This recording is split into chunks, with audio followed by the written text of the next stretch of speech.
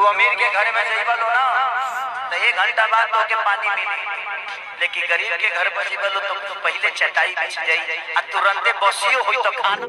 हाँ जी दोस्तों, तो कैसे हो आप।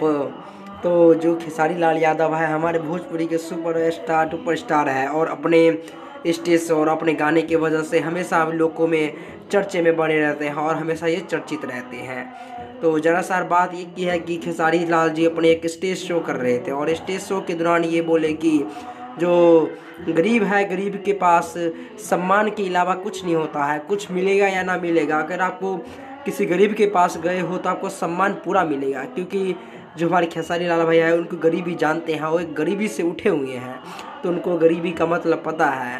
तो और अगर आप अमीर के घर जाओगे तो आपको आधा घंटे के बाद भी वहाँ पानी मिलेगा, क्योंकि अमीरी के पास इतना सम्मान नहीं होता है।